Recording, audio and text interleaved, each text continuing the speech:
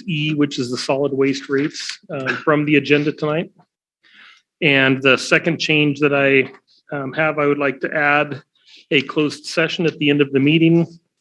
And this is conference with legal counsel, anticipated litigation, initiation of litigation pursuant to government code section 54956.9 D for one potential case. Okay. Do I have a motion to approve the agenda? Of the agenda as amended. I second. All right. All in favor of the motion to approve the agenda with changes, say aye. Aye. Aye. Madam President, if I may, Yes, sir. with Director Phillips on Zoom, we'll need to do a roll call vote. Okay. Ms. Ward? I'll call the roll. Director Phillips. Aye. Director Johnson. Aye. President Kuyava. Aye. Director Roberts. Aye. Director Hoffman. Aye. Thank you, Mr. Kennedy. Mr. Thank you. Kennedy, I have a question. Sure. Since we're changing the agenda, do we need a supermajority? Oh, we already have it, so it doesn't matter. Yeah, you would need the language in the Brand Act is 2/3, which is kind of a weird fraction when you're dealing with a 5-member board, but it's 2/3 making the determination, 1, that there is a need for immediate action, and 2, that the need arose after the agenda was posted. I'm sorry, it was a moot point because we already had 5 in favor. So it was That's kinda- true. My brain was focused and it didn't unfocus. All right. Thank you. So moving on to number 2, public comment. There are no members of the general public in person. I do show an unlabeled iPhone on Zoom. Do you have a public comment? It's Steve, Kim. Okay, that is Steve Lawrence. All right. So there are no members of the public on Zoom. Who's Matt Wilkins? Okay. So then we move on to community reports. I don't see anyone from CERT. Have Sam Shoup from County Supervisor's Office. Good evening, everyone. How's everyone doing? Good. Thank you. Good to hear. I don't have much of an update for everybody today. I'll be here if anyone has any kind of general questions from the supervisor's office, but mainly I just wanted to come in and listen to some of the presentations. Hope that's okay.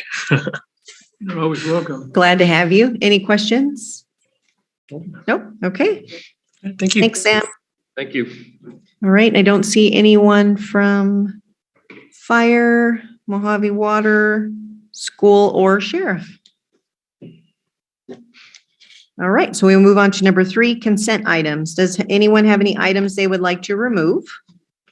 I move approval of the consent items. Seconded. All right. All in favor of the motion? Let me call the roll, please. Yes, sir. Thank you, Mark. Director Phillips. Aye. Director Johnson. Aye. President Kuyava. Aye. Director Roberts. Aye. Director Hoffman. Aye. Thank you. Thank you. All right. Number 4, there were no matters removed from the consent items.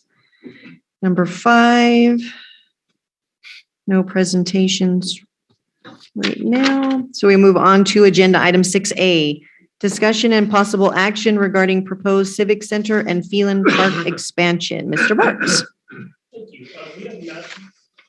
Thank you. We have Matthew Wilkins from K2A here tonight, and they want to present the park layout as we've discussed and get a little clarification on moving this project forward. Matthew, are you prepared? Oh, yeah, yes, you are. 1 second, and I'll allow you to screen share. Oh, my.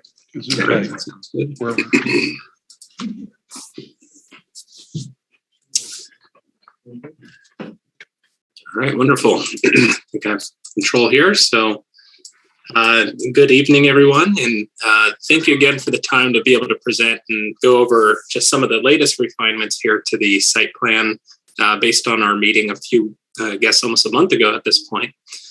So what we heard from the board, and we wanted to make sure that we had that discussion initially amongst those couple options that we put together, but we did take away some of the high notes there and then put together a refined and a final site diagram here that will help guide the team in any final edits as we get into this, into kind of the later CUP rounds and some CEQA items. So the main items that we heard from the last meeting was that we wanted to move forward with alternative B, which preserved the equestrian facility, but then also looked at relocating the dog park at a location closer to the pump track skate park area there. When the team looked at that a little bit closer, and I know there wasn't definitive direction on where that dog park would go, but the one thing that came into mind there is that the dog park being just north of the pump track skate park area would do a number of things for us. One, it would preserve the skate park and pump track the way it's designed today. There was a bit of effort to go through that process and come up with the design and also the grading for that. So there's also some more high level cut fill analysis and things like that that the civil engineer did. So it preserves that work. It allows it to be more efficient there. But then it also allows that dog park area, because it's a less intensive use, to potentially be reconsidered for an equestrian or aquatic facility or other facility that may come up at a later time. I know at some point there was discussion about having a potential aquatic facility there. However, I know there's some concerns and considerations there relative to funding immediately. So it allows for that down the road. So we thought that this would be a good compromise to that. It gives some flexibility there. The dog park, again, would be relatively low intense usage and, mainly some fencing and some green space to take some of the dogs out there. And then the other good thing that, and this was another consideration that was thrown out, there was kind of a misconception that the pump track may be a dirt track. The way it's designed today is that it's actually a kind of low impact asphalt material. And with that material, you actually, you don't have as much dust issues. So you don't have that kind of kicking up and going into the areas to the northeast of the park here. So this is representative of the direction that we received last time. Again, the restroom concession building would be located just south of the multi-purpose field. And then the playground moved. And the primary goal of that was to, again, try to get away from some of the Joshua tree clusters here and make sure that those are preserved and we're not impacting those due to the ongoing nature of Joshua tree preservation there. So with the agreement and direction this evening, we would like to take this further with the board and kind of continue on this journey here, go into later CUP studies, CEQA studies, but we would like to get approval at least of this layout the way we have it here tonight. Okay, thank you. Do any of the board members have any questions? No? Charlie? When are we going to put in the park? Go for it. A great question, Charlie. I love it. I will say, and of course, being a high desert native myself, I think this will be a tremendous asset to the community. And we have really worked diligently with staff here to try to seek some funding through some of the grants that are out there. We are looking at perhaps a per capita grant that will give some funding to it, as well as a land and water conservation fund. And there's ongoing efforts here to look for other grants and opportunities there. So it's definitely our goal to try to get some funding going and get this built for you all. Okay. So if there's no further discussion, do we have a motion? I'll motion. I'll second. I'm Okay. waiting for somebody else to jump It's in. okay. I did. All right, so we have a motion and a second. Do you have to have roll call again? Kim? Yep. Yes, we do. Well, okay. Director Phillips, Aye. Director Johnson, Aye. President Kuyava, Aye. Director Roberts, Aye. Director Hoffman. Aye. Thank you. Excellent. Thank you. The motion passes. Excuse me. All right, moving on to 6B. Thank you, Public. Matt. Oh, he's gone already. Jeez. Oh. Oh, there he is. Thanks, Thank Matt. you. Thanks, guys. You have a great evening. Quick on that button. Still there. He's just- All right, moving on to 6B, public hearing on mitigated negative declaration for wells number 15 and 16 development project. I declare the public hearing on the mitigated negative declaration for well numbers 15 and 16 development project now open at 6:11 p.m. May we have the secretary's report, please? Yes, at this time, I would like to report that the district received 0 written protests, objections, or comments relating to this hearing on the mitigated negative declaration for well numbers 15 and 16 development project. Thank you. May we have the attorney's report, Mr. Kennedy? Thank you, Madam President. The notice of public hearing was posted on the district website and in the district office on May 4th, 2022, and published in the Daily Press on May 4th and May 11th, 2022. A copy of the mitigated negative declaration for well numbers 15 and 16 development project has been available to view on the district website and in the district office. As a result, the district has complied with all of the legal requirements for this public hearing. Thank you, Mr. Kennedy. May we have the staff report, please? In June of 2021, the district pursued acquiring a 5-acre portion of a 40-acre parcel, APN 3101-31-01 at Azalea Road and Victor Street for a new production well. That's well number 15. And in October of 2021, the board approved the contract with Dodson and Associates to prepare CEQA for 2 wells and transmission pipeline. In March of 2022, the district received comments from the Mojave AQMD, California Department of Fish and Wildlife, and Lahontan Regional Water Quality Control Board. As per AB 52, notices were mailed out on September 28th, 2021. General comment was received from the Native American Heritage Commission. Staff anticipates moving ahead with the drilling of well 15 in late May, should the board approve the contract with Southwest Pump and Drilling. The site for future well 16 is located on the district's own 40-acre parcel on Sheep Creek Road, APN 3098-071-05, the parcel of the existing well or of the existing water fill station. Thank you, Mr. Bartz. At this time, we will open the public hearing for public comment. Are there any members that have a public comment on this item? I do not show any members of the public in person or on Zoom. I will note that Tom Dodson and Associates is here if there are any questions. Any questions? No? All right. May I have a motion to close the public hearing? Move to close the hearing. I'll second. Okay. Conduct the roll. Director Phillips. Aye. Director Johnson. Aye. President Kiava. Aye. Director Roberts. Aye. Director Hoffman. Aye. All right. So I have the hearing closing time at 6:14 p.m.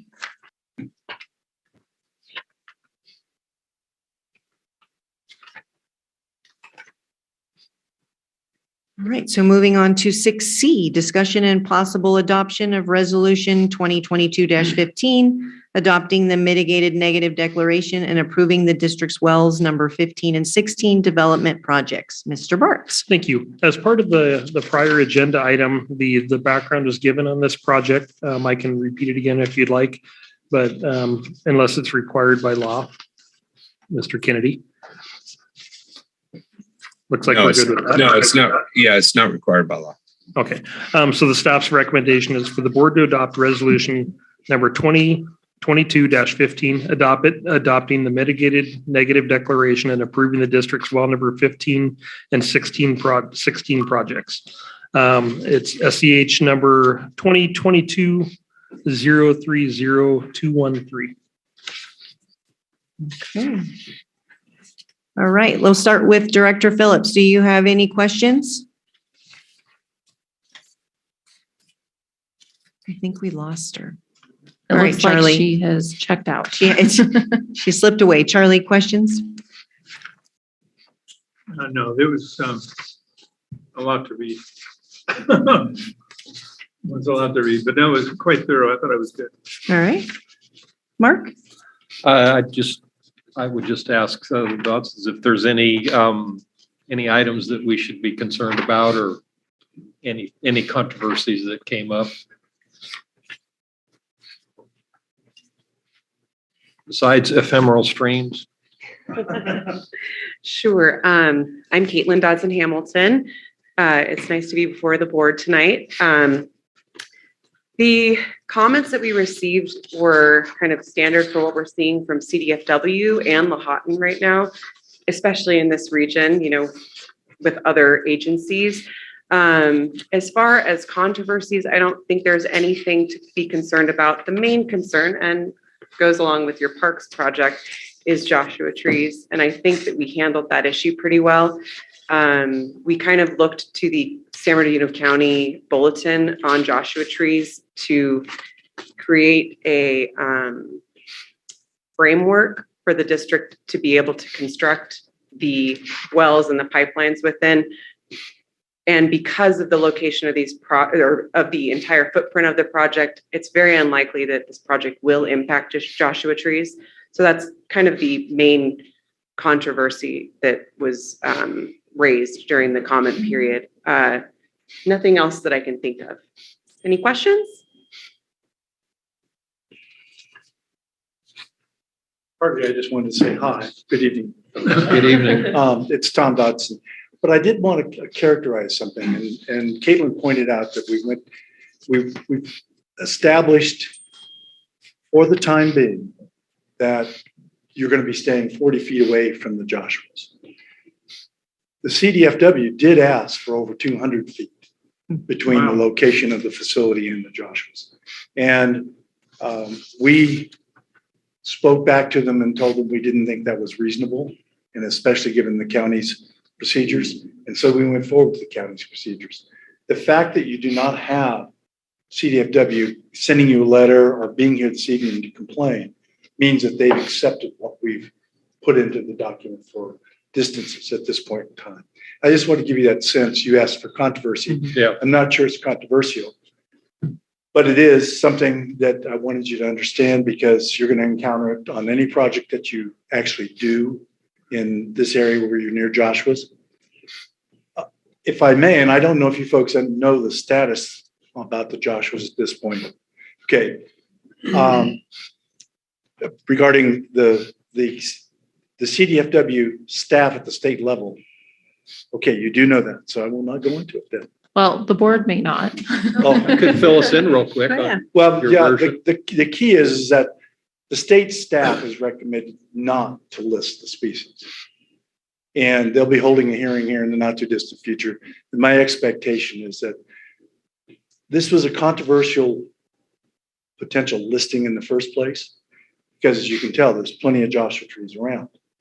The issue that brought it to the head was the fact that the Center for Biological Diversity was using this as the first project, or not project, first species to try and get a listing based upon climate change, because they're having low recruitment success with Joshua's in certain areas. And they were attempting to extrapolate that into getting a listing on that basis. I don't think it's going to move forward. And I think it's before too long, you'll be able to go back to the previous procedures. Excellent. Thank you. Thank you. Thank you guys for having us. And with that, I will. Director Phillips, did you have any comments or questions? We lost you there for a minute. No questions. I got the bit about the distances. I'm happy to hear they dropped it down. All right, thank you. All right, so, yes, sir. Just a point, page 57, the first sentence. We're not a city. Community of FEMA, not city of FEMA. Understood. Okay. All right, so if there's no further discussion or comments, can I get a motion? I'll move the item. I'll second. And I'll call the roll. Director Phillips, Aye. Director Johnson, Aye. President Kuyava, Aye. Director Roberts, Aye. Director Hoffman. Aye. Thank you.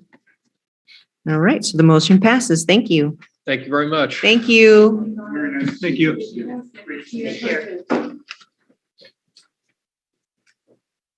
All right, moving on to 6D, discussion and possible adoption of resolution number 2022-16, approving award of agreement for the construction of well number 15 to Southwest Pump and Drilling Incorporated. Mr. Bartz. Thank you. Sean Wright is going to take this item, and it probably won't require the entire description because I'm sure everybody has read that, but he's going to present this item and we'll take questions.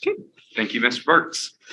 In June 2021, the board approved the fiscal year 21-22 budget, which contained several improvement projects, including well number 15. The sum of these projects is significantly less than the original $17 million we had budgeted for the total chromium-6 mitigation project.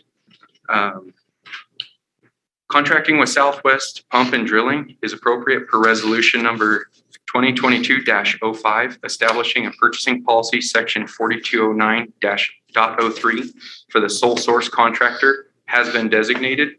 Competitive bidding would fail to produce an advantage and or when advertisement for competitive bidding would be undesirable.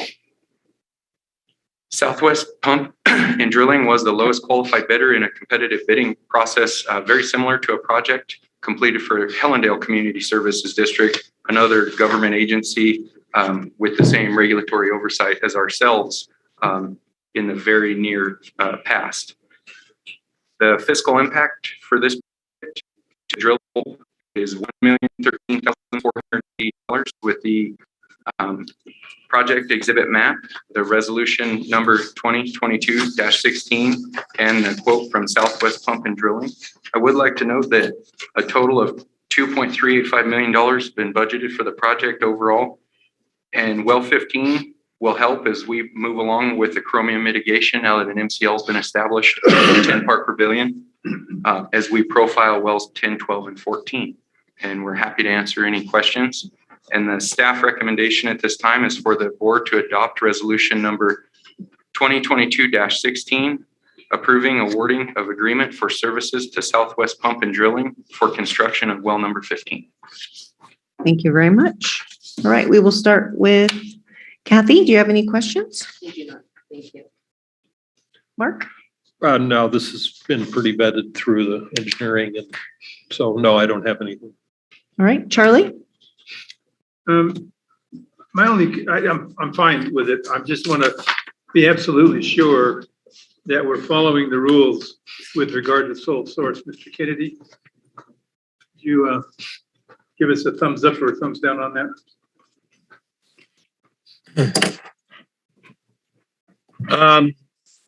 Yeah, this is a wobbler. In all honesty, and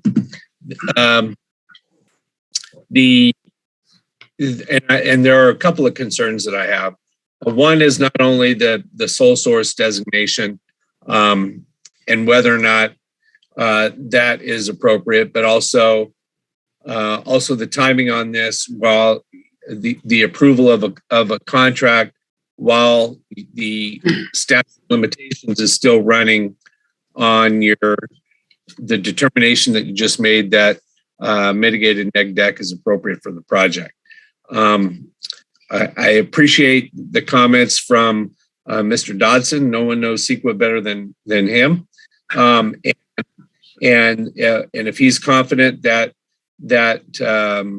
despite the comments that were given, that there isn't a likelihood that there will be a lawsuit that will be filed on it. I think the primary concern that I would have is that that you would enter into an agreement that would bind the district to move forward with the construction of the project, and in that period of time you get hit with a lawsuit under CEQA while that statute of limitations is still applicable, and it hasn't even started running yet because your notice of determination hasn't been filed with the county yet. So there's a risk there As far as the sole source, that's a board call. Whether or not I don't think that the board can make a finding that the services here are unique in nature. It's really a matter of exigency, and that's really the only basis upon which the board is being asked to make a determination that this is sole source, and that is that going through the competitive bid process would actually be detrimental to the public interest, given the time associated with that, the length of time before, how much it would push back being able to move forward with the construction of the project. Those are all elements that the board has to make a determination as to whether or not it feels that that's worthy of making a sole source declaration. It's a close call. It really is. And so I leave that up to the board, because what you're talking about is the services here are not unique. And so it's just a matter of, well, if we were to put it out to bid, put together the bid specs, publish it for bid, open it up for bid, and all of that, you're pushing the project back a couple of months, and is that problematic for moving forward with this? Now, the board is already, if you recall, the board has already made a determination about a year ago, last summer, that it would enter into a letter of intent with Southwest, and it's already essentially made that determination back then by entering into a letter of intent in order to get in the queue to move forward with this, and then it was kind of pushed back while we went through the environmental review process. So essentially, the board has already made that determination with the action that was taken last summer, and so this would be consistent with that. Is it the approach that you're going to want to take all the time? No, it should be the exception rather than the rule. But this is what is being recommended by staff. It's consistent with where the board landed last summer with respect to Southwest and with respect to this project, while you move forward with the environmental review. So under those circumstances, I think that there's justification for the board moving forward this way, but it's certainly not the preferred way that you would want to move forward with well construction, for sure. So, Mr. Kennedy, if I could repeat back the essence of what I heard here, is that if we were to approve this item, then they would authorize staff to go ahead and execute a contract with Southwest Pump. And there is a risk that if there were some litigation coming out of the CEQA process, then we may not be able to fulfill that contract with Southwest Pump. Is that kind of it? That's correct. I mean, typically what you would do is you do your CEQA, you do the environmental review, you post the notice of determination, in this case, a mitigated neg deck. It gets posted with the county.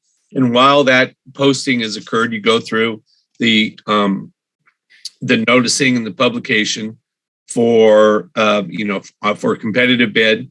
You wind through that process, and by the time you award the contract, if someone has initiated a lawsuit based upon CEQA. And so that's the normal process. Right. In time, with I think staff has been pretty clear during the pandemic that there is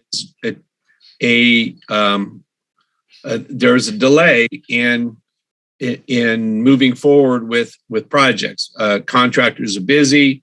There is timing issues. I think we've seen even with this proposal that new costs have been added on that weren't part of what was being, what was brought to the board last summer. And those are real. The issue is whether or not the board in the exercise of its discretion feels that those concerns are worthy of moving forward, even if there is a statute of limitations issue or a sole source contracting issue. And that's a discretionary decision for board. I think the question that was brought to Mr. Dodson during the last item was appropriate. And I think Mr. Dodson answered that with he feels that there isn't a likelihood that there would be litigation. There were comments that were made on the to the initial study. Responses were submitted, and there hasn't been any counter comments to those responses. There hasn't been any comments that were received during the public hearing. Typically, what that would mean is that those entities that might object to the project haven't exhausted their administrative remedies. They haven't presented additional argument to the board. And that's an important defense that the district would have in any litigation under CEQA. But that doesn't mean that there wouldn't be a lot, that it could be stated with 100% certainty that there wouldn't be a lawsuit filed. So the question really for the board is, how important is it to move forward immediately with this contract while this is out there, and how important is it to move forward without going through competitive bidding? Staff has been pretty consistent for the last year in recommending the sole source process on this, and the board essentially went along with that with the letter of intent last summer. So, I think that what is being recommended here is consistent with what was done last summer on this. Thank you, Mr. Kennedy. I'm comfortable with this process. The only question I have, and I don't know that it makes a bit of difference, but Mr. Bartz, how much longer do you think it would take before the CEQA process is finished? Well, I can answer that. The notice of determination, once it gets posted with the county, then that triggers a 35-day statute of limitations. So once it's posted with the county, then there would be an ability for someone to challenge that determination for a 35-day period. So it sounds like it's going to be a couple months if we wait. Okay, I'm comfortable going ahead. Okay. I just wanted to get all those things out. That's all right. Kathy, questions? Well, I don't really have a question. I want somebody to confirm that back to last summer, you had people saying that they wouldn't even bid, right? That is correct. They are so backlogged. There were contractors that would decline to bid the project. Exactly. So that probably has not changed a whole bunch since then. No, the queue's actually grown longer since last summer. Okay. And obviously Dodson is very highly recommended. And I think if he says we're good, he would know that we're good. And it's also worth note that the supply chain has not gotten better. It's actually, in fact, gotten worse. That materials may become an issue from the supply chain from a strictly steel standpoint. Mm-hmm. Well, I trust that you guys have done all your research or education. You know what you're doing, and you advise us. So I'm fine with it. The need is still there. As Sean said, the supply chain has gotten worse, and I don't see it getting better anytime soon. So overall in the project, nothing has changed since we started this process, except for the timeline is getting longer and the cost. Mm-hmm. Okay. Mark, comments, questions? No, I'd like to save money, and any delays is going to cost quite a bit more. So, okay. Director Phillips? No questions. Okay, thank you. Well, you have a follow on. when, do we have any kind of a timeline when we would need to drill 16? Sean, I'm going to let you handle that one. 16 was proposed and CEQA completed as a backup, have a plan for a plan, and 16 is our backup plan. If 15, for some reason, has some unforeseen challenges or worse off, doesn't exactly yield the kind of production we're hoping for, we will have a shovel-ready, if you will, project in well 16. 16 happens to be a little closer to the required infrastructure. We would just anticipate it would yield a little less. And its location in the district's not quite as beneficial as well 15, but it is our, if you will, backup plan. So it may or may not happen. And Jen can answer a little bit better than I can. There's some grant funding available that they'd like to see CEQA complete and shovel-ready projects. And Jen, if you'd like to elaborate on that, please. Yeah, just most of the grants that we've come across, that's what they're wanting to see is CEQA completed when you submit for the grant or very, very quickly after you submit. So. Okay. And now we have that second shovel-ready well, if you will, for grant opportunities that might come about. Okay, thank you. Well, if I can speak to that, typically, if you're talking about a project for which you will be seeking grant funds, typically the state will require competitive bidding as part of, even if there is grounds for it not to be competitively bid. Sometimes the state, as part of their contract provisions under the grant agreement, that it will require that there be compliance with competitive bidding requirements. So just a heads up on that as well. That it's not, once grant funding becomes involved, it's not simply a matter of whether it's met the requirements for sole source under the law, but now you meet the conditions of any grant contract that you would enter into. Okay, and oftentimes that includes a competitive clause. So what does the grant say? Well, we're not thinking of one in particular, but what he's saying is accurate. So if are we we going to get caught if we? Well, we're No, that's not for pursuing 16. funding for well 15. Oh, Yeah. you're not going to get 16%, Yeah. not 15. It's Correct. for a I'm sorry. potential Okay. future Sorry. grant Sorry, never application. mind. Yeah. Sorry for the confusion. Well, the numbers are so close together. Okay. Next. All right. So then do I have a motion? I'll motion. I'll second. And I'll call the roll. Director Phillips, Aye. Director Johnson, Aye. President Kiava, Aye. Director Roberts, Aye. Director Hoffman. Aye. All Thank right, you. The motion passes. Thank you. All right. Let's see, 6E was removed.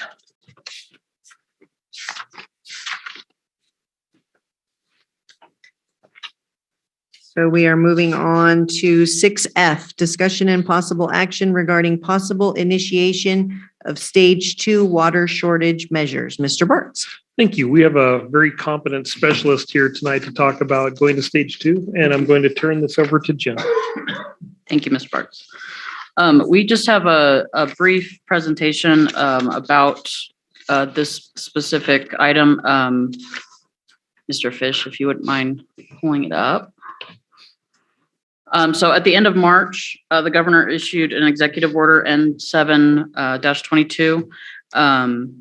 And among a few other things, it requires that suppliers move their conservation into a level 2, according to their water shortage contingency plans.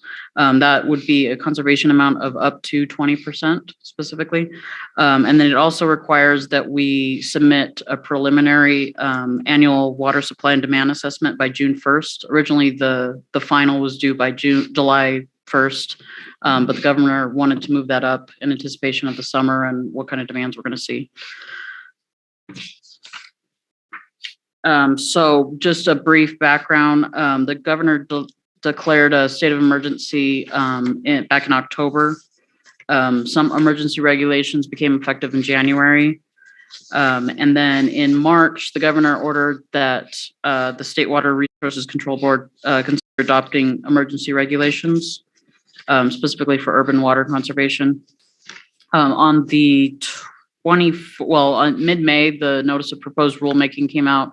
And on the 24th next week, they're going to be ruling on those adoption of the emergency regulations.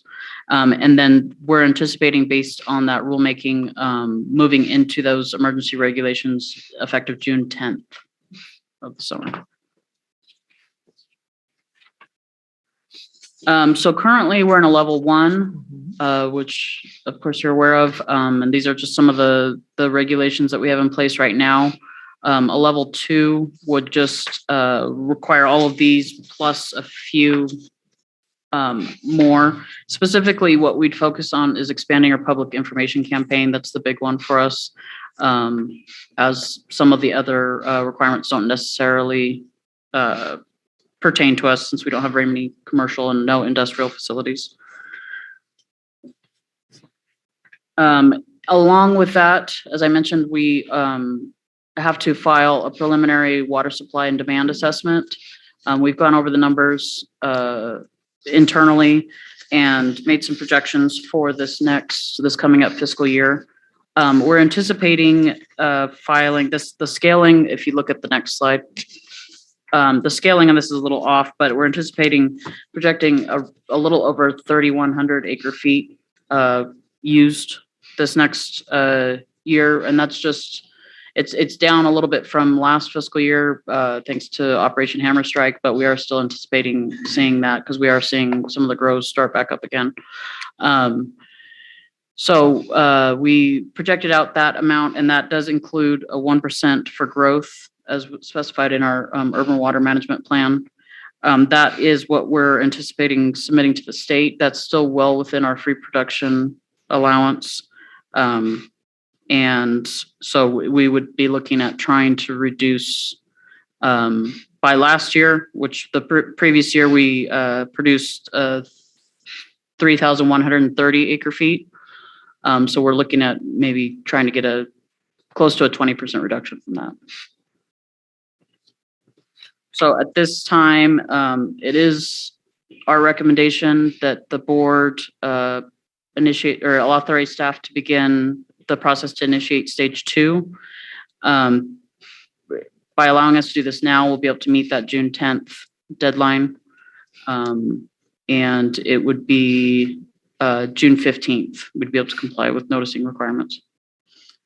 Yeah, so we'll be 5 days outside of June 10th by the time we have our public hearing. We have certain noticing requirements that we have to do in order to initiate stage 2 and offer an opportunity for a public hearing.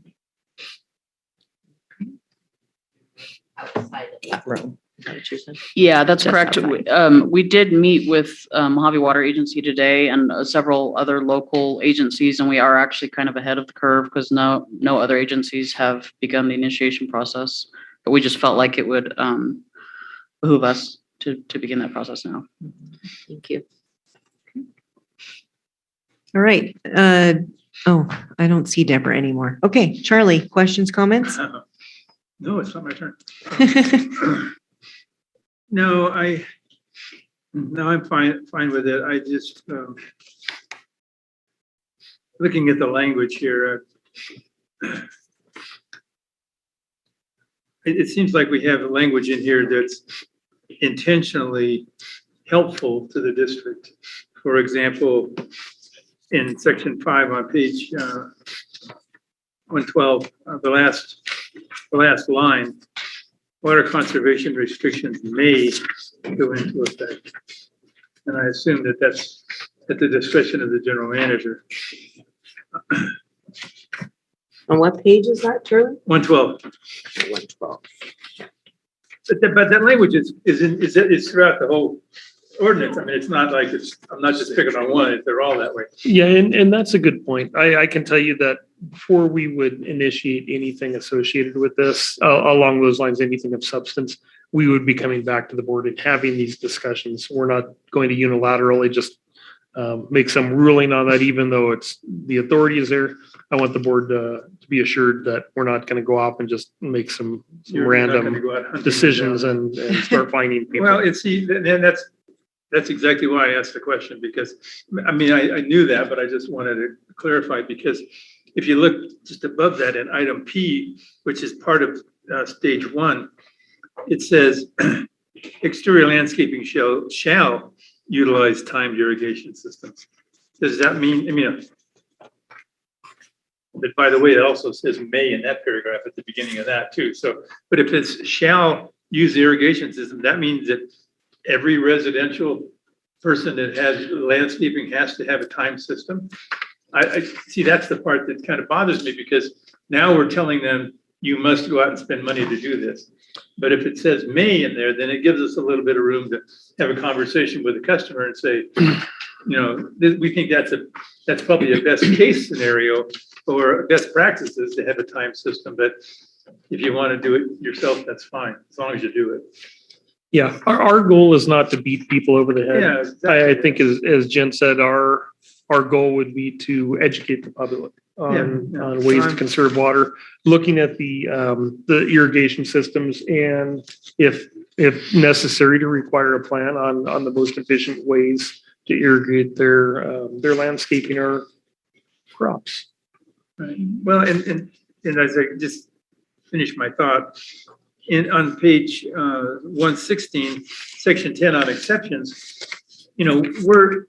we're allowing that not one size doesn't fit all. We have options to say, if somebody comes in and says, look, I've got a hardship, I've got this, I've got that, we can work with them. And so that's the intent. So, there's in Mr. Kennedy's gone, that's good. I was going to say there's a lot of, I'll use his back. Oh, fine. Now, I should have never have said his name. But there's a lot of what some people would refer to as weasel words. There's flexible language in here that allows the general manager some flexibility to work with the customer, which is really the intent. We don't want to go out there with a hammer when we can, go out there with a nicer approach. Yes, absolutely. And that's our goal. And we're not anticipating any type of shortages. So it's, we don't have our hand to the fire right now. But it is important that we get ahead of the curve. Like you said in the preamble here, they're going to come down in 10 or 20 days, and they're going to make you do that. Or just be, 10 minutes ahead. That's fine. I think that's a good approach.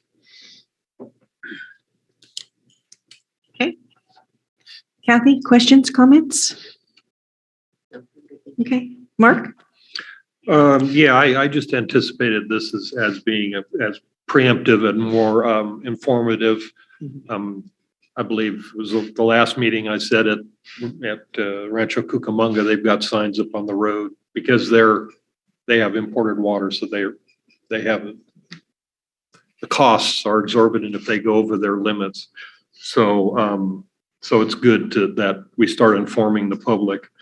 The other thing about Executive Order N722, there is a permitting requirement by local permitting agencies that every well that's not associated with the public agencies has to have a certified groundwater geologist, hydrogeologist sign off on a report that it's not going to affect wells or subsidence and a couple other things. So they actually put in the document the de minimis is 2 acre-feet, and that's a lot different than the Mojave Water Agency. I think there needs to be some discussion about that. Oh yeah, absolutely. I didn't. Thank you for pointing that out. Do you have a page number for that, Mr. Roberts? It's on my phone. Yeah. Oh, I'm sorry. Maybe you can provide that after the meeting. It's Executive Order. No, I have the Executive Order. N722. But it's okay. We'll talk after. I just want to be able to highlight And it. it's the drought well permitting requirements. And it's I can send it to you if I'd like. It's Just a 2-page tell me document. Just tell me what page number it is. He means on this. She has. It's not in this. Oh, I don't know if it's. Yes, it is. It is, yeah. Yeah, it is, and Yeah. I don't remember the Okay, we'll get it number. later. This one. Yeah, and I think this is also an opportunity going along with the information that Mark provided, to work with the county Mhm. to provide a little bit more scrutiny for the permits that are being given for wells. And I think we do need to follow up on that with the Mojave Water Agency and the county with Mr. Kennedy's. See, He turns with around. Mr. Kennedy's direction. But yeah, I think make one it of the turn things around. I think one of the things that the board has talked about is, you just went through CEQA on your wells, and there should be some CEQA review as part of the permit that the county does for private wells, and so I think that goes into it as well. So I agree with the general manager's comments about the coordination with the county, with respect to the permitting process for private wells. So in approximately 36 days, we'll notify the county that we want to delve into that. Yeah. And I just wanted to point out too, that this is mostly for us to be reporting our information to the state. Yes, we are going to do some education to the public, but we're not going to penalize anyone at this point. No. All right. So with Page that. 104, Mr. Roberts. Page 104. Found it. Good job, Charlie. Nice work. All right. With that, can I get a motion? I'll motion. All right. And I'll second. Okay, good. And Director Phillips had to drop off the meeting. She's catching a flight. Oh, okay. Thank you. I thought she was coming. All right. So then we don't have to do roll call, right? Yeah. Mr. Kennedy? What's the motion for? Is my understanding is that staff will be bringing back a resolution for adoption at a public hearing. Yeah, so consensus is appropriate, or Okay. you can motion to authorize us to begin the All right. process. No, we just did. All right. So we all have consensus then. Yeah, we don't even need a motion, yeah. Yeah, I don't think so. And also, Director Johnson, I think the point made by Director Roberts on the 2 acre feet per year, that's in section 9B on page 104. Right, I found it, yeah. Okay. But that's important, that they codified a 2 acre foot de minimis, so. Well, and I think your point is right, because that's not the approach that so far that I've heard that the county's taking.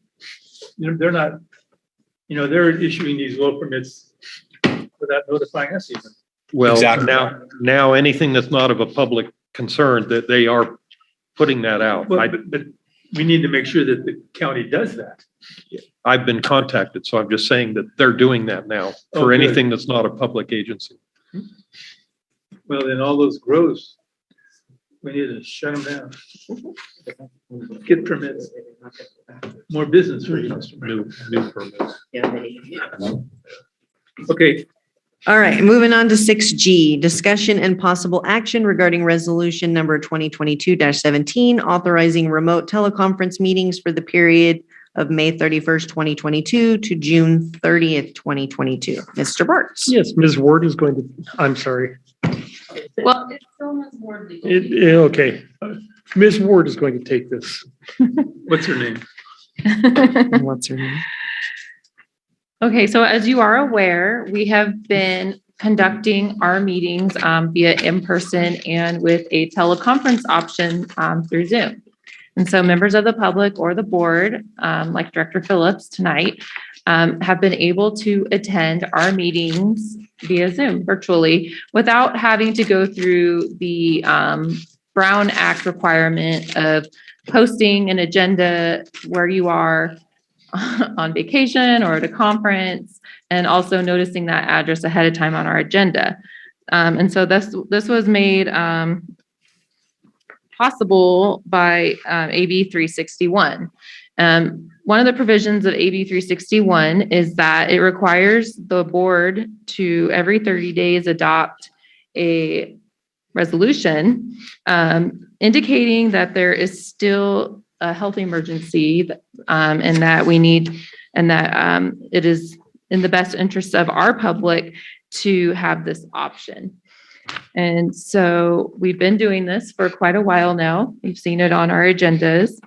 And at this time, staff has brought this up for discussion rather than on the consent calendar to see if you are still wanting to have Zoom meetings as we are under AB 361.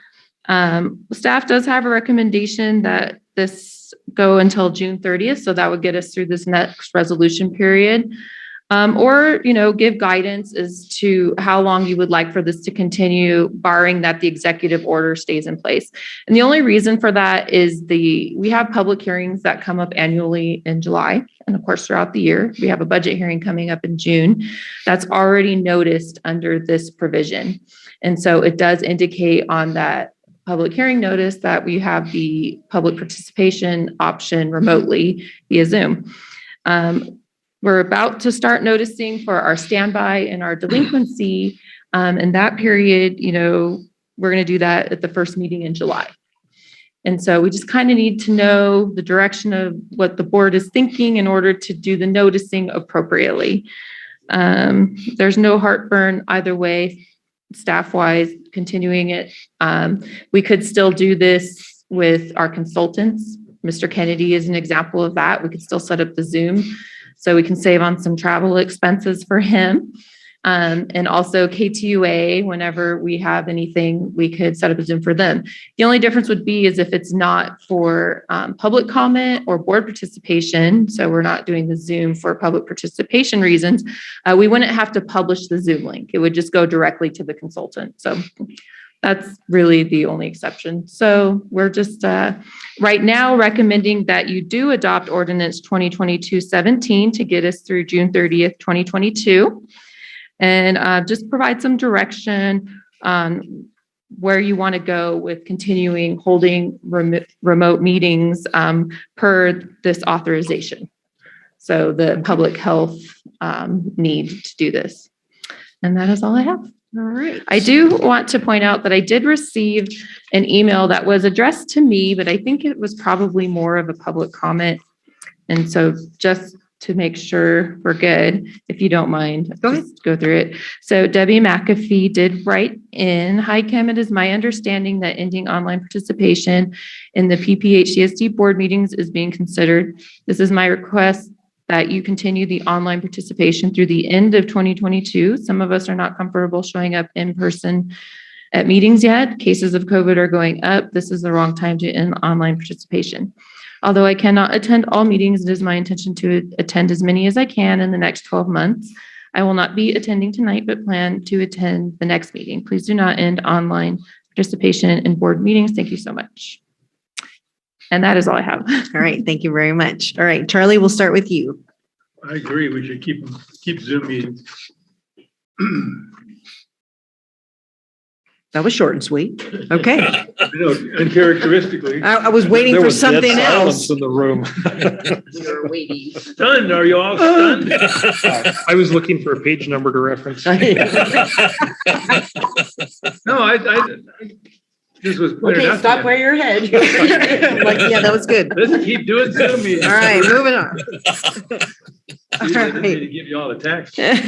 Kathy? Okay, Kim, you mentioned not being able to put a link for people to join. We have that link now. Yes.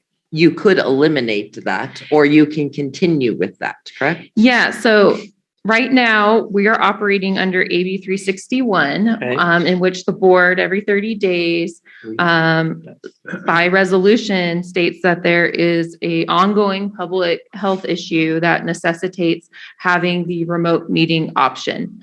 And by doing that, we have certain noticing requirements for the public of what we need to include on our agenda and instructions on how to participate remotely, which we have.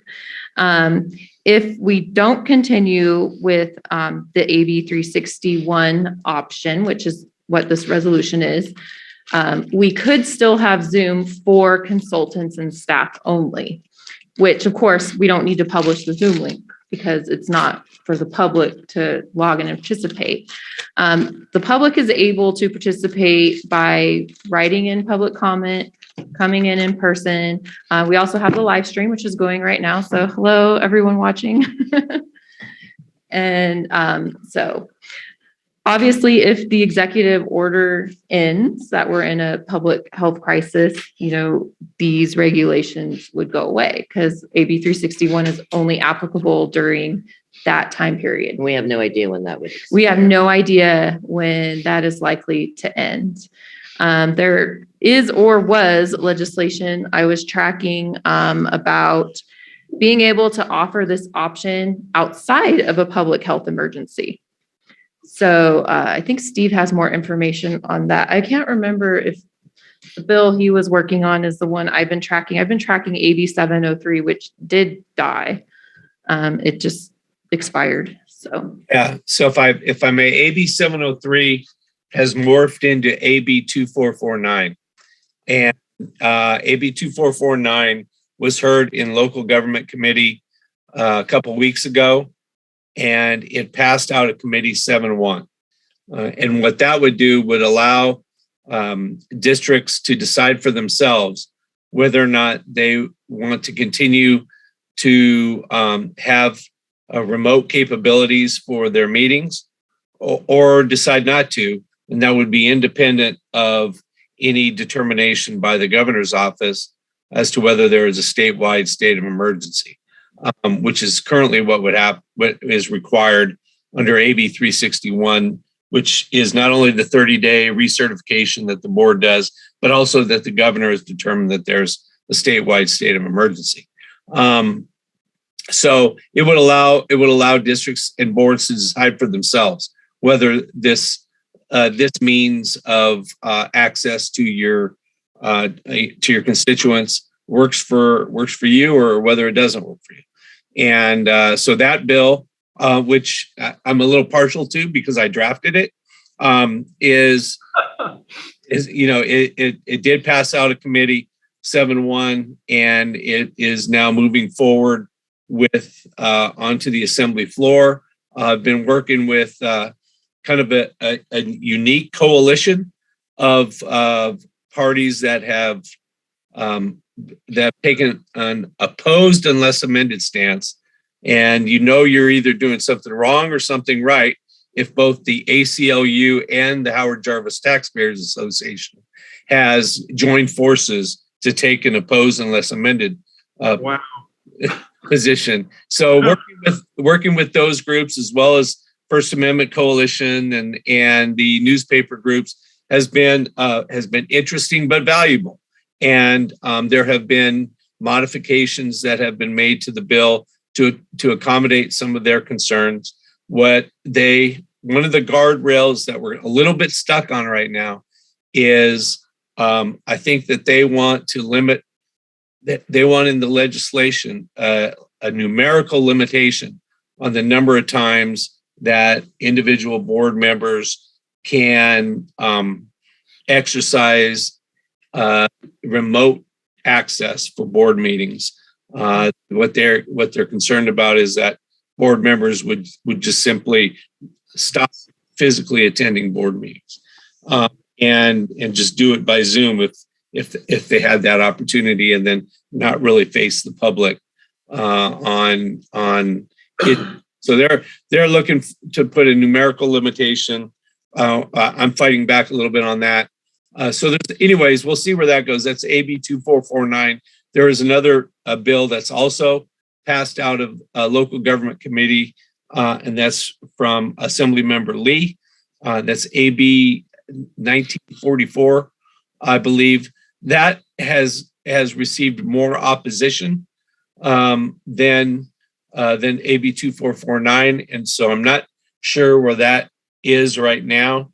But I think there have been lessons learned over the last 2 years with Zoom access and remote access that I think that we are in a better position to understand that there is transparency still exists even without sort of the funkiness under the Brown Act of if a board member were to participate remotely, we would have to identify that location on the agenda, post that agenda at that remote location and then make that remote location open to the public. There have been a number of situations where that scenario is putting elected officials at risk for their safety.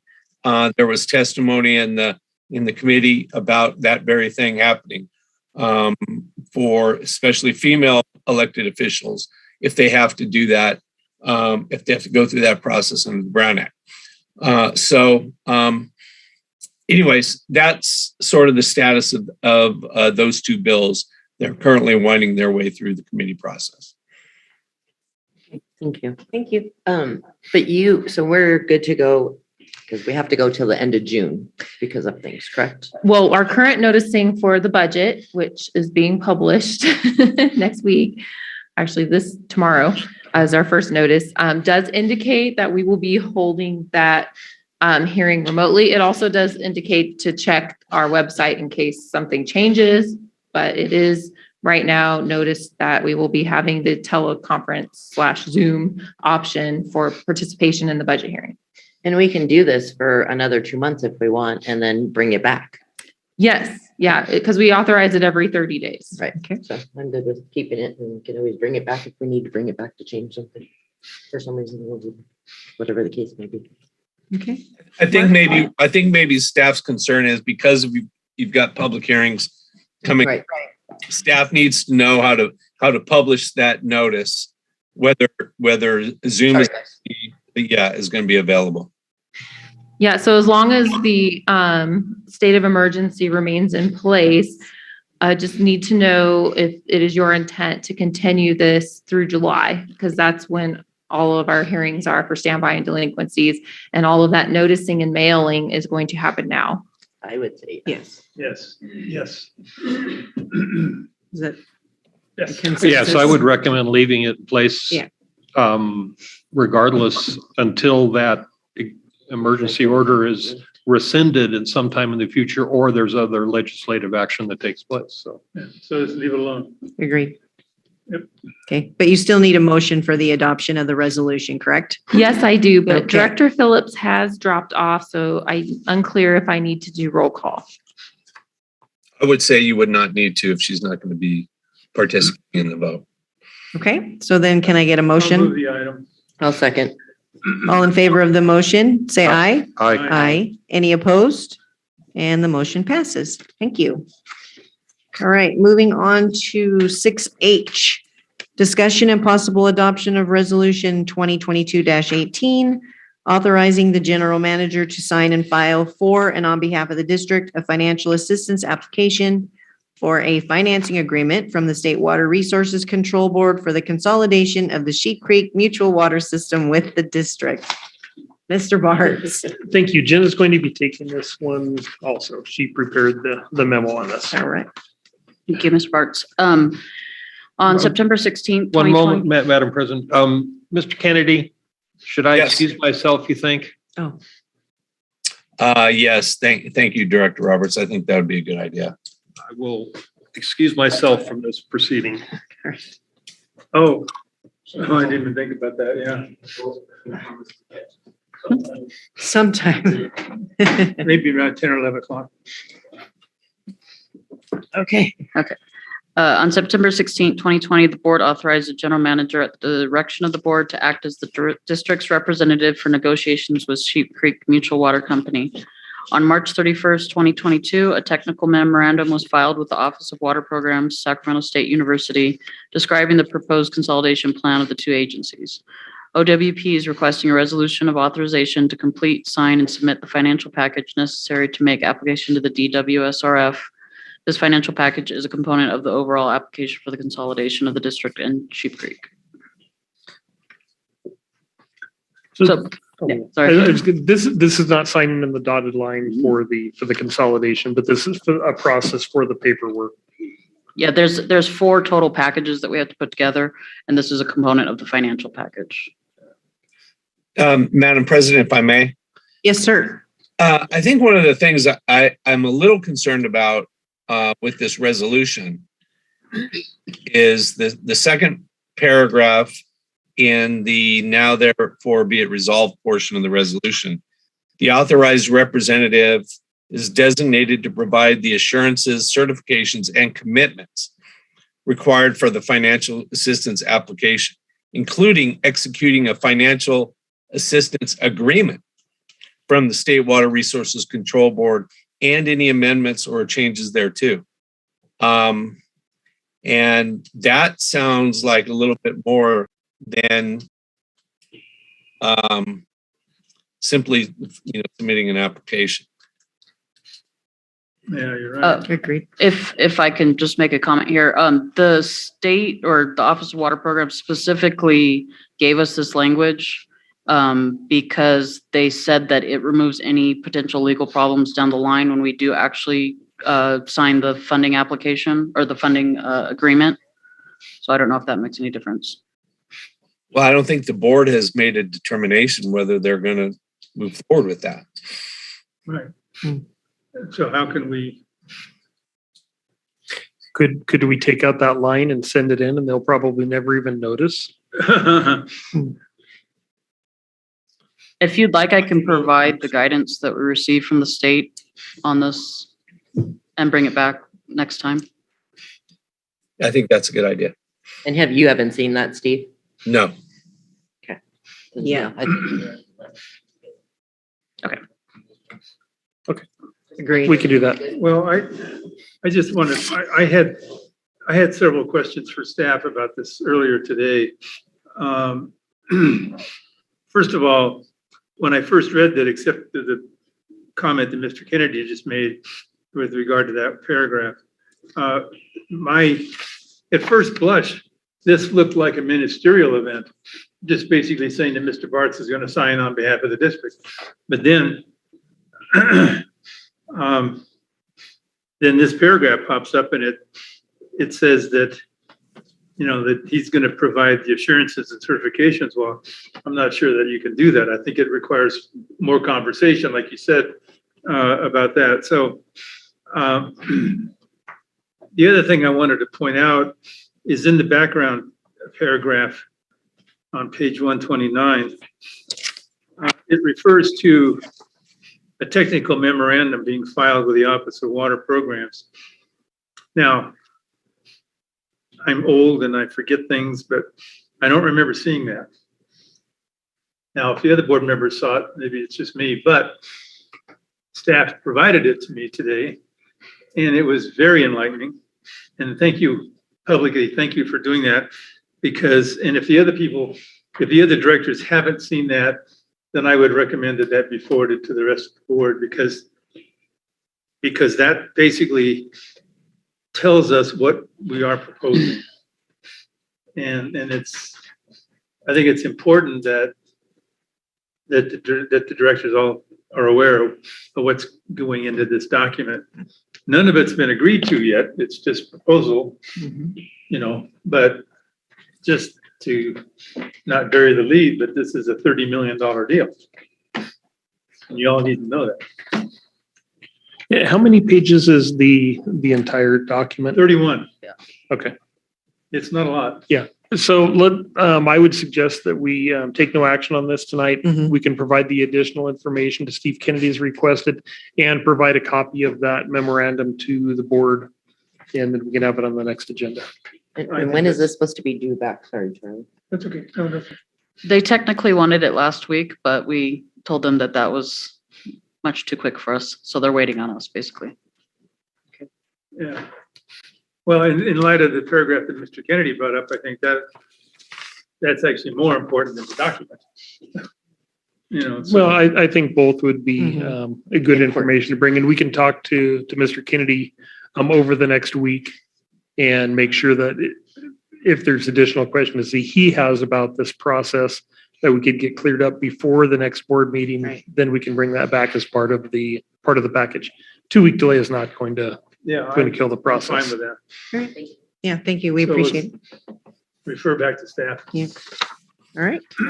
Thank you. You can grab Mark for me. And let him sit up there. No.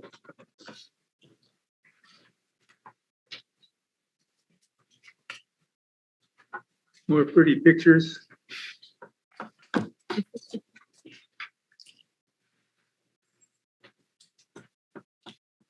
All right, so moving on to agenda item 6I, update on the Wilson Ranch Road project. Mr. Burks. Yes, Sean and Jen have a presentation on the Wilson Ranch water line project, and it's lowering the line by raising the ground level. Thank you, Mr. Bartz. I believe we have a video to play tonight for the board's pleasure. There's some additional stats on one of the slides you might want to bring up. Perfect. So as the board's aware, we endeavored on the Wilson Ranch Road Pipeline Protection Project several weeks ago.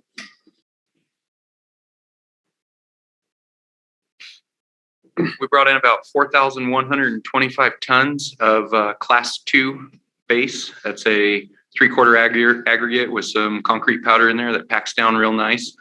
Contrary to what was circulating, there's not an airport being built off Wilson Ranch Road, but it is nice and flat and it looks a lot like it.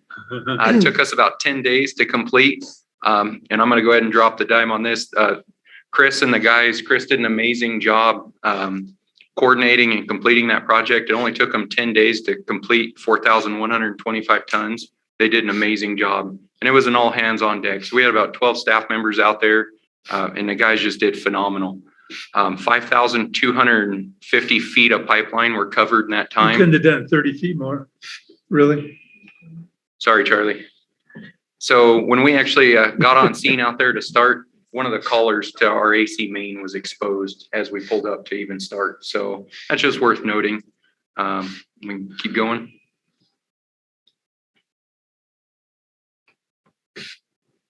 I think you got to back and do 30 more feet. I'm sorry. We'll try to do better next time. Yeah, it's just really. And here's the video Jen was kind enough to put together for us.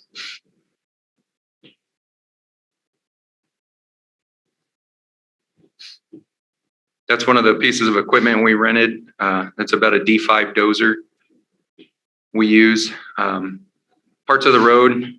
So George and his team had it surveyed for us. We had it all staked. We cut swale to the road. It's slightly to the west. We expand it, but not outside the right of way. In the hopes, and what that does, instead of the water channeling and cutting, it sheets, slowing the velocity, because unfortunately we can't put any riprap or measures to slow the water. That's the best we can do. And it's worth noting, this is done about the third of a cost is drop sectioning that pipe, and it's only getting more expensive. Pipe's getting really expensive and even hard to get. Again, noting that ductile that the board approved several months ago for the new well, we still don't have it. So no, we don't. We don't even have a ship date quite yet. So yeah. But as we can see here from the drone footage, that's some completed sections. Some places brought in as little as 8 inches and up to about over 2.5 foot. There's places 24, 26, 28 inches deep. And again, it's just to slow the velocity of that water and protect our mains. See those wires. Yes. Should have worked with the county to pave the damn thing at that point. It is ready for I was going to say. This is probably one of the nicest roads in Phelan. And more often than not, unfortunately, the board hears more about the problems and not ever about the good. We had multiple residents of the community stopping us, thanking us, begging us to do their roads. And once we explain that this actually is not a road project, that it's actually an infrastructure protection project, although you can see how they kind of get thinking that way. Chris, was it 162 trucks? 162 of these green trucks. You may have seen them. That was our little army of dump trucks there for a while. Bright green, real hard to miss. That was West Coast Sand and Gravel that moved all that material from us, for us. Excellent drone flying too. They avoided all the wires. How did you miss the wires? Wow. Who's the pilot on that? Yeah, no, what a great project. We did it for way less than you could have possibly done the install with the, trying to get the pipe, the labor involved. Mm-hmm. You would have had to have put the project out to bid for a project that size. And you would have also probably had some disposal for the AC pipe, the asbestos cement pipe that would sit in the ground. And we have three more phases now. This was phase 2. So we have phased out to phase 5. And as the district ages, we do anticipate even more of these projects. So we just want to get forward into I think the timing on this is good too, because it will have the summer for people to compact and drive over it before we get any heavy rain. So that's. Yeah, Well done. Thank you. very nice. Good job. Yeah, excellent. You guys are awesome. Excellent. Very cool. All right, so moving on to number 7, committee reports and comments. Antelope Valley. Nothing. Okay, engineering.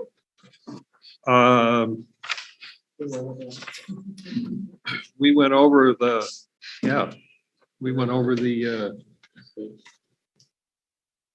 go ahead. Stage 2. Yeah, the stage 2 well, and also the, pardon me, the drought assessment, that's something that are you gonna bringing it back to the board? If it's the desire of the board, we do have to turn it in pretty quickly.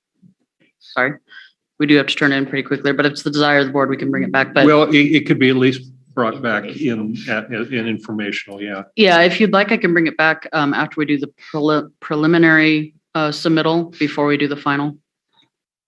It could even go. What are you bringing back? There was the drought assessment that doesn't really affect us because we don't use imported water, but just the district still has to do it. So Just for information. yeah, it's more of the state's requiring it. I mean, it could actually come back as a consent item just and then if a board member had a question, they could pull it if that, Okay.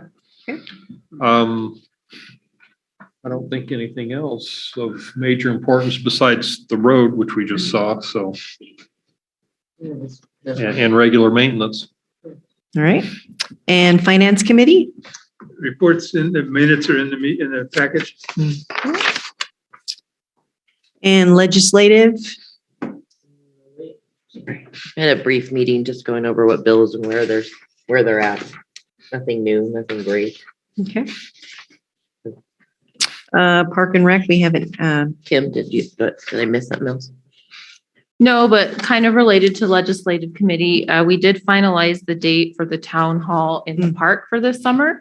That's going to be August 6th at 10 a.m. So far confirmed to attend are Congressman Obernolte, our Assemblyman Smith, Sheriff Dykes, and Senator Rosalisi Ochoa Boak.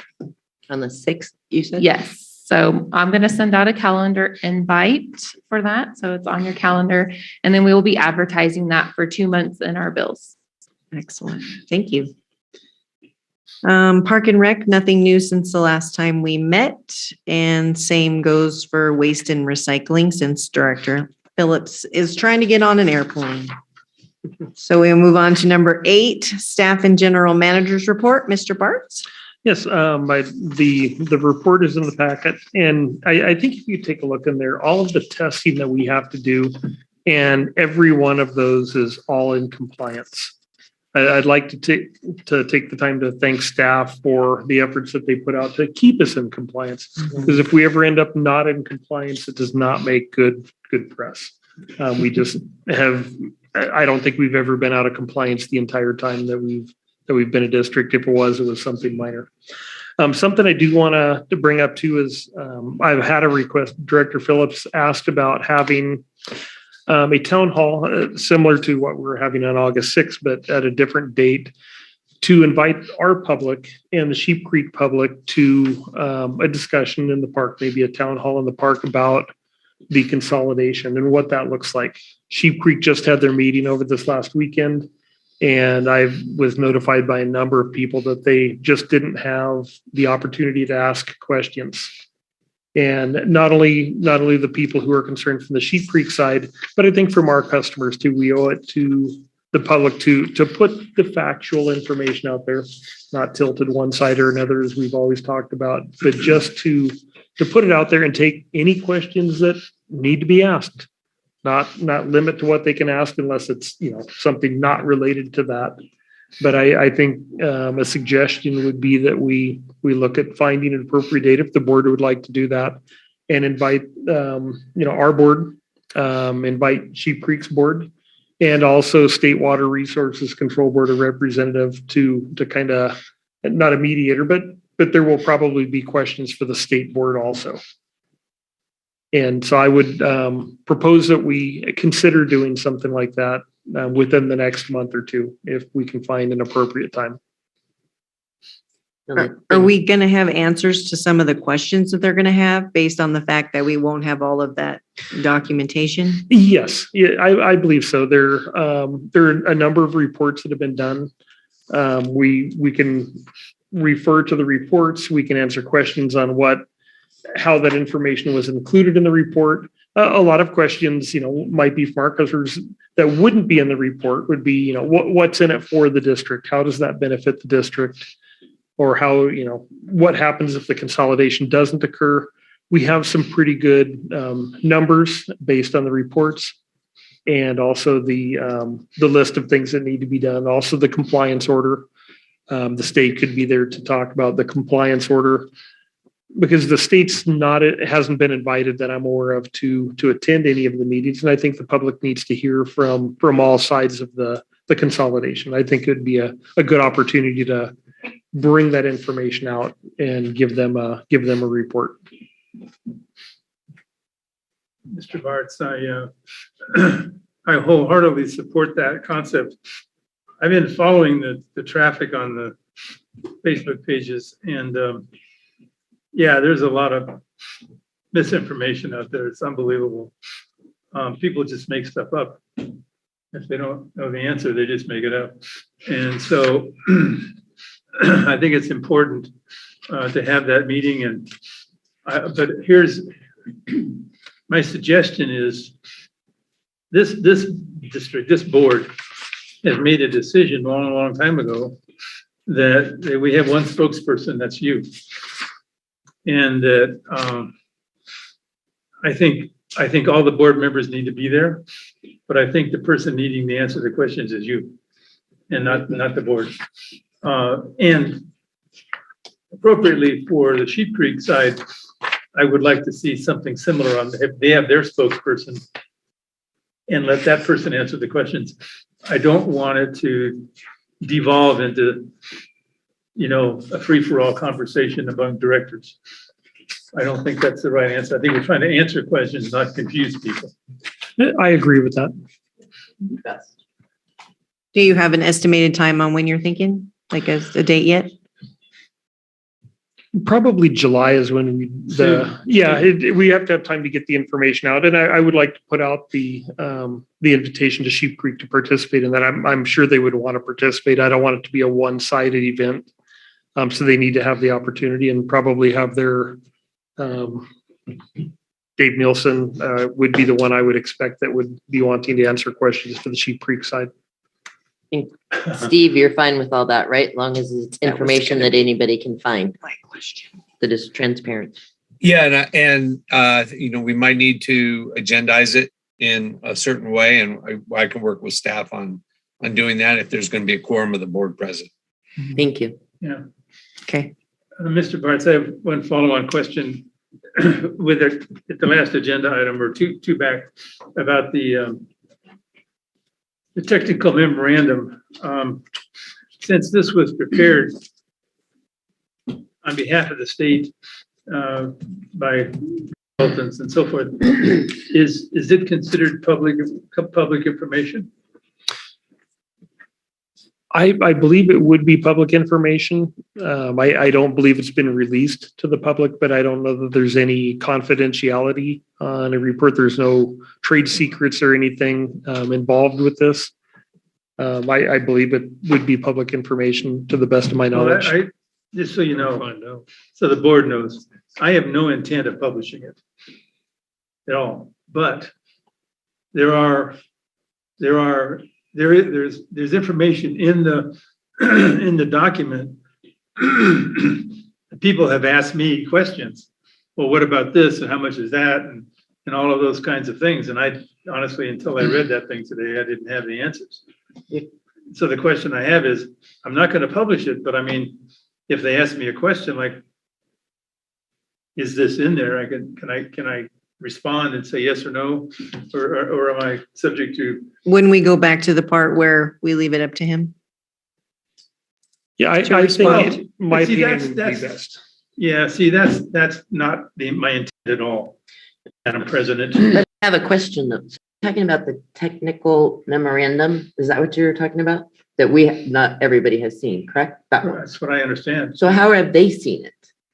How is everybody or whoever? They have not. They have not seen it, but they're asking questions. They're asking questions of me personally, not on Facebook or not on social media, but they're asking me questions personally about those things. They haven't seen it, but the document actually answers some of those questions. Right, but so then they are asking you those questions because they saw it in the agenda. They did not see it in any agenda. What I'm saying, Charlie, is I'm asking, how would they know it exists because of this agenda? The thing that's on the agenda. No, I think what he's saying is some of the questions that he gets in public are similar to what's in that document, and he just was wondering if he could say something about it in the future here. Yeah, when Sheep Creek had their meeting there, it's a common topic of conversation about the reports. Everybody probably knows it is the report from the state. And so they know that a report exists. They don't know what exactly is in it, or maybe even how to interpret some of it.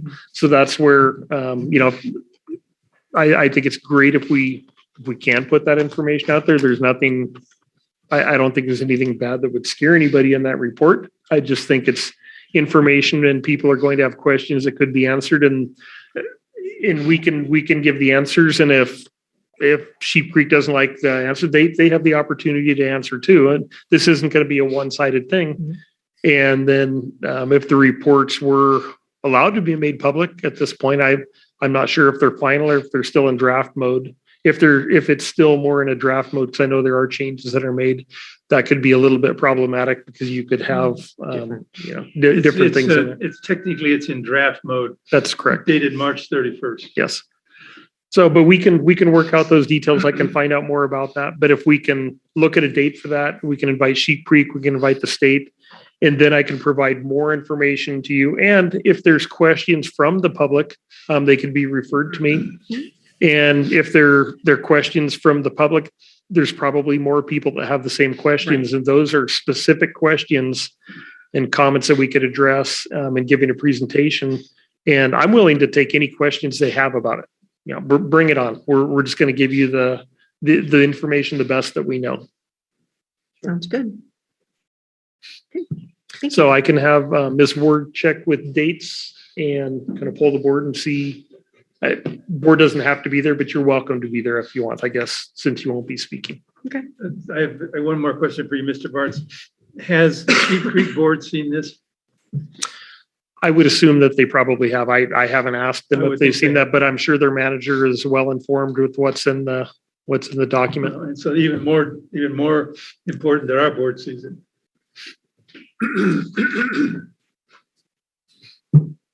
Okay. So we will move on to agenda item number 9, director's reports. Kathy? I don't have anything new to report at this time. Sorry. Mark?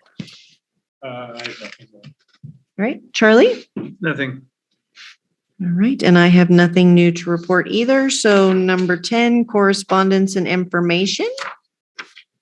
Yeah, just real quickly to note that the LAFCO election results are in, and you can review that in the packet. Our billing schedule, movie nights have been published. Our Earth Day art contest is starting to wind down. The deadline's May 31st for submittals. And we'll be having a presentation in June to award our winners. So looking forward to that. And that's all I have for correspondence at this time. All right.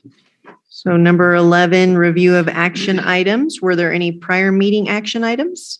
There were none. And are there any current meeting action items? Yes, I have recorded several. We will be distributing the technical memorandum on consolidation just discussed to the entire board. We're going to be bringing the drought assessment item back. We're going to, the drought assessment item back as a consent item. Sorry, my handwriting is very sloppy. We're going to schedule a town hall on consolidation. And that is it. Mr. Ward. And then, of course, that resolution will be coming back as an agenda item for 6H. For authorizing Dawn to submit and sign on behalf of the district. Also, we have to bring back the solid waste rate change. That is correct. That will be a future agenda item. All right, thank you. So then number 12, set agenda for next meeting, June 1st. Any of the members of the board have items they would like to add to the agenda? I don't know what's on it, but the budget, obviously. Yes, we have a public hearing on the budget and possible adoption of the budget, hopefully. Yes. All right. All right, so we will recess to close session at 7:37.